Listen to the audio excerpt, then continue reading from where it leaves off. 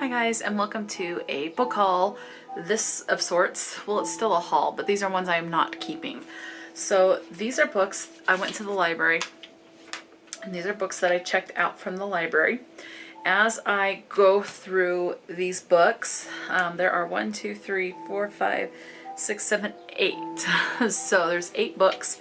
They are all romance, So as I go through these, I have on my phone, I do have Amazon pulled up.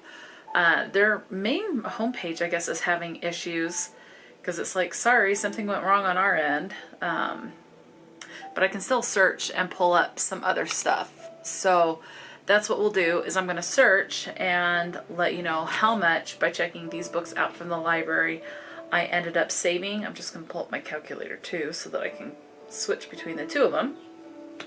And obviously this will be in the US, it would be before tax.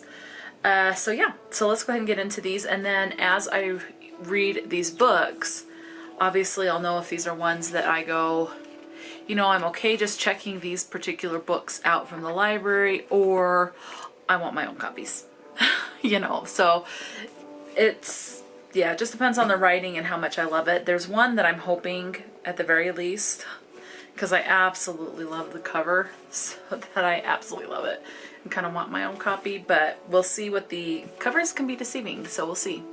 All right, this first one I have, and what I'll do is I'll read you the synopsis, and then we'll find it on Amazon to see what the printed price is, and then we'll just kind of add it. And so I thought that would be kind of fun. So the first one I checked out, and these are in no particular order, it's just in the stack that I currently have them. This is called Mr. and Mrs. Witch by Gwenda Bond. So there's that one. The only problem is that there is the library's barcode, so I can't read some of it. I know that it says Savannah Wilde is a witch.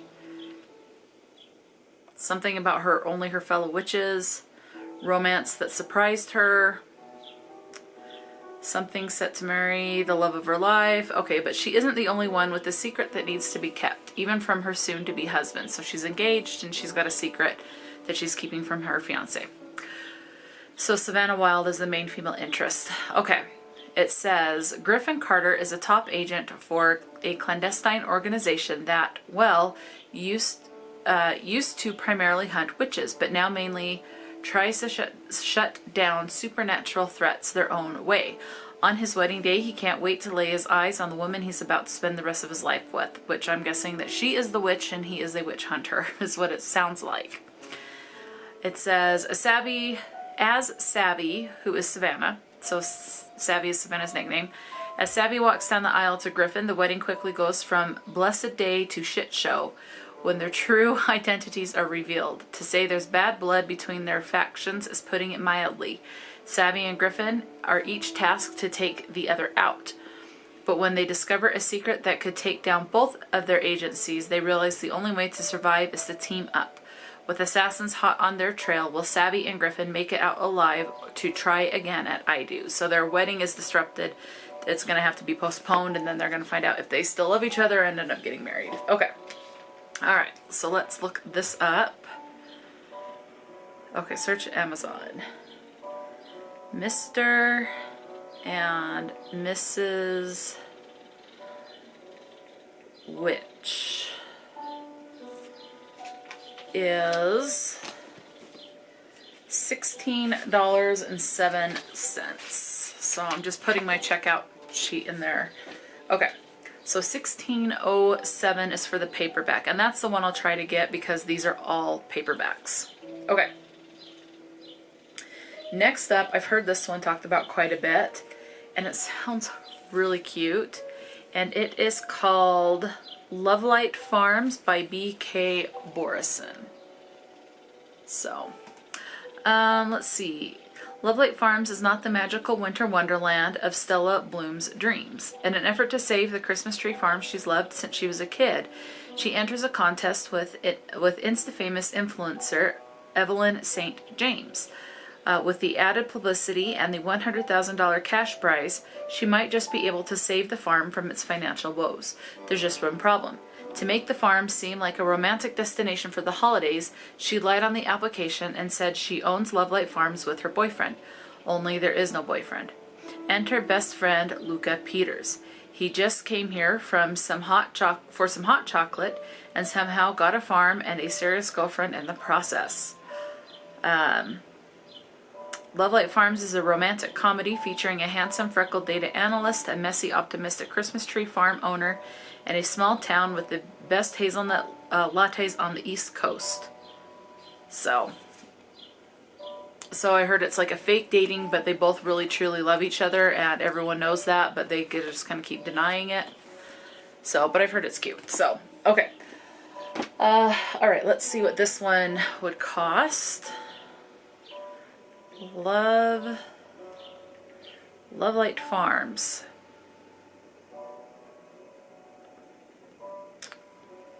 Paperback is $14.45. So let's add that. Okay. I'm going to save my favorite cover for last. So,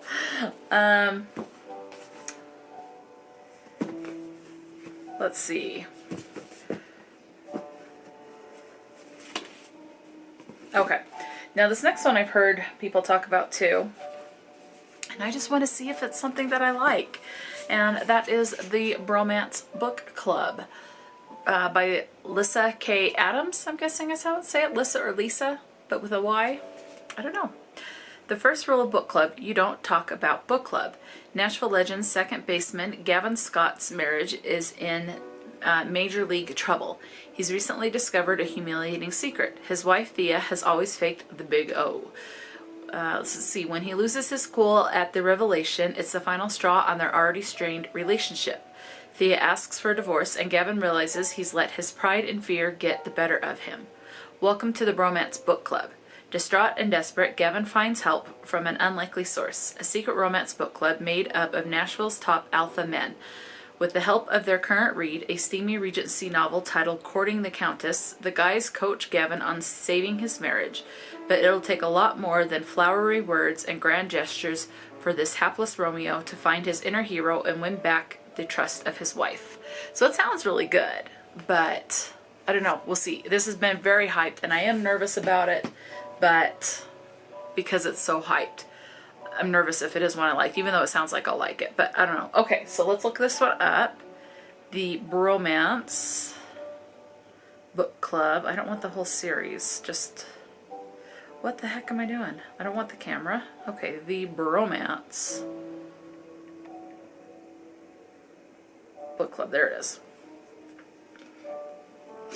Okay, so this one is on sale on Amazon, the paperback, for $11.78. Okay. Next up in the stack, I have Must Love Books, written by Shauna Robinson. It says, applicant, Nora Hughes, the overworked, underpaid, last assistant standing, at least for now. So it's like a resume kind of thing on the back. Experience, 5 years too many. When Nora landed an editorial assistant position at Parsons Press, it was her first step toward the dream job. But after 5 years of lunch orders, finicky authors, and per my last emails, Nora has come to one grand conclusion. Dream jobs do not exist. Salary expectations abysmal. With her life spiraling and the Parsons staff shrinking, Nora gets hit with even worse news. Parsons is cutting her already unlivable salary. Unable to afford her rent, Nora decides to moonlight for a rival publisher and maybe poach some Parsons authors along the way. References, none. Well, maybe one? It's literally what it says. Oh, God, I just hit my mouth with that. Jeez. Nah. Okay. But when Andrew Santos, a best-selling Parsons author no one can afford to lose, is thrown into the mix, Nora has to decide where her loyalties lie. Her new dream job's ever-optimistic Andrew, or herself and her futures. Required must-love books. Okay, this sounds good. The cover I was intrigued by, especially from the title. Must love books. That's what drew me in first. But yeah, it does sound really cute. Okay, must love, not live, love books. Here we go. Paperback is $9.99, so plus $9.99. Okay, we're already just over $50, and I have 4 more to go through. Okay. Next. Okay. Next on the books that I've checked out from the library is No Funny Business. This was written by Amanda Aksel, I'm guessing is how that is pronounced. This one says, Olivia Vincent dreams of stand-up comedy stardom, bustling around a busy Manhattan office by day and hustling from club to club by night. She can't catch a break. Work is falling through the cracks, and after ditching a major client to make a performance, Olivia gets the boot. Determined to pursue her dreams, she snags an audition in Los Angeles for a coveted spot on late-night TV. But the only way to get there is to join seasoned stand-up Nick Leto. Oh man, I'm like all of a sudden struggling. Okay, Nick Leto on a cross-country road tour. She agrees on one condition: no funny business. Icky comedy condos, tiny smoky nightclubs, and Nick's incessant classic rock radio are a fry. I guess I'm wanting French fries. Okay. Are a far cry from the Upper East Side. Reality sets in, and Olivia wonders if she can hack it in showbiz or if she's just a hack. As Nick helps Olivia improve her act along the way, sparks begin to fly, igniting what they thought was an impossible flame. Maybe being stuck with Nick in a Jeep isn't so bad, as long as it doesn't get in the way of Olivia's actual funny business. Okay, that sounds pretty good. So, okay, let's see how much this one would cost if I were to buy this from Amazon. So, okay, No Funny Business.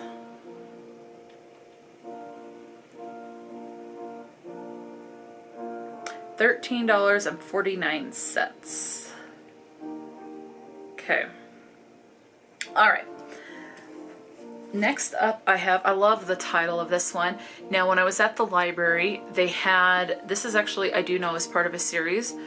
I was intrigued by the cover of all of these. They happen to be all the same author, and it turns out they're all part of the series. So obviously I put books 2 and 3 back, checked out just the first one to make sure I'm going to like the writing, to see if I want to continue on with the series, which more than likely that will happen.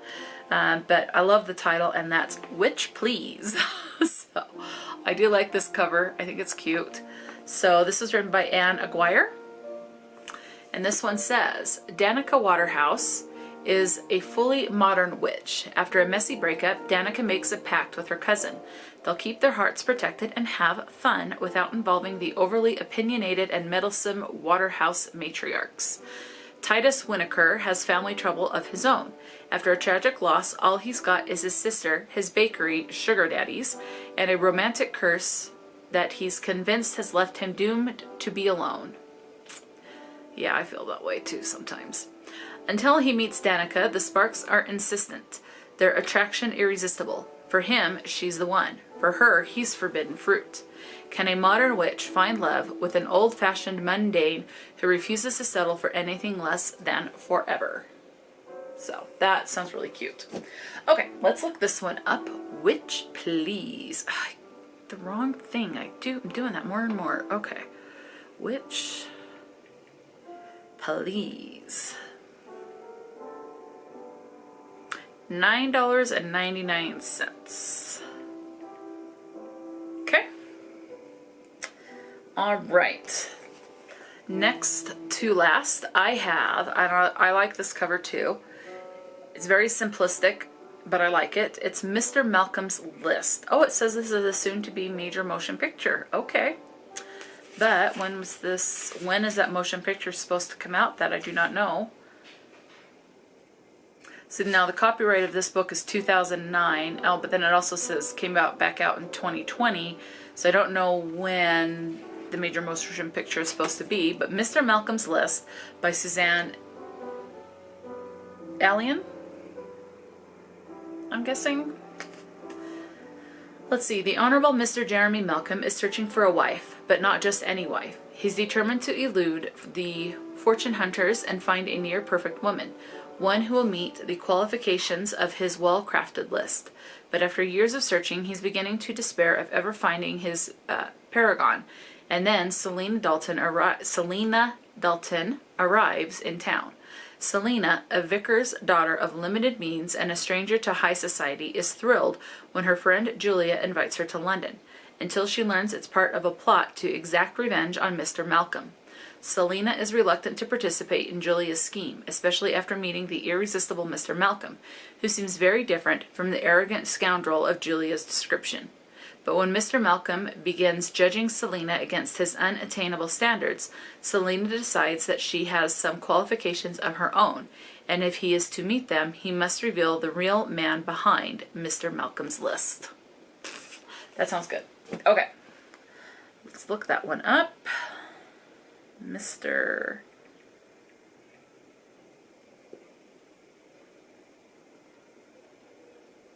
$11.63. Okay. All right, last book to tell you about, and this is the one that's like my favorite cover. To me, it's just so pretty. And that is the Hygge Holliday. The camera's not doing it justice. This was written by Rosie Blake. And this one says, oh, it's got the sticker. Everything is going wrong, and then I can't read after that. Let's see. Drizzly, okay. Something drizzly, and the skies are perma-gray. Okay, so the weather's drizzly, gray skies. The last business on the high street, an adorable little toy shop, has just shut its doors. Then Clara Christensen arrives. Clara can't bear to see the heart go out of the pretty town, so she rolls up her sleeve and sets to work. Things are looking up until Joe Alden comes back to Yulethorpe to find out what is going on with the family shop. Joe is busy and important in the city and very sure that Clara is up to no good. Determined to prove to Joe that life can be better, Clara takes on a new challenge. Can she help a workaholic who answers emails at 3 a.m.? Can Joe learn to appreciate the slower, happier Hygge things in life and maybe even fall in love? The Hygge Holliday. Okay, that is the last book that I checked out from the library. Now let's see what that one would cost me. Now just keep in mind the prices fluctuate, so who knows what this would be like a week from now. But as of today, filming this, which is the 30th of May, I believe, yes, 30th. Okay. The paperback copy is $13.99.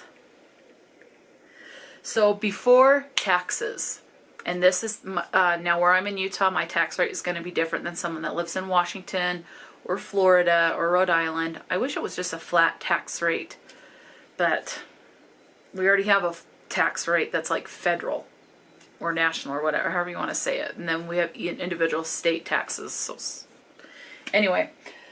So if I were to buy these from Amazon today before any taxes, and then you got to remember shipping, sometimes there's shipping, sometimes there's not, $101.39. So I've saved myself over $105 because I know that I'm probably looking at 20 bucks maybe. I'm just guessing.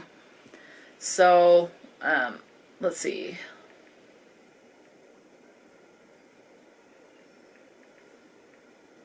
Yeah, I don't know. It would have been quite a bit. So I saved myself, well, quite a bit over, a good chunk over $100 by checking all of these out from the library. I'm pretty sure that most of these I'll read and go, I'm okay with continuing to check out the rest of the series by checking the books out from the library. And I would hope that I would find a new favorite series or a new favorite author in here. But out of 8 books, I don't expect all of them to be new favorite series or new favorite books. I do expect to enjoy what I read, but we will see. I'm really hoping that at the very least these three will be my favorites, which are the Hygge Holliday, Mr. Malcolm's List, and Witch Please. So those are my highest anticipated out of this whole stack. So I think I'm going to save those three to last. So I don't know. We'll see. But those are the books that I borrowed from the library. So those I'll be able to, unless they go on hold, I'll be able to renew them up to 3 times. And hopefully get to these before I have to return them. And if I have to return them before I get to them, well, I can check them out at a later point as well. So that's it. Let me know if you've read any of these books or read from any of these authors before. Talk to me in the comment section below. And until next time, stay true to yourself and enjoy a good book. And I'll talk to you later.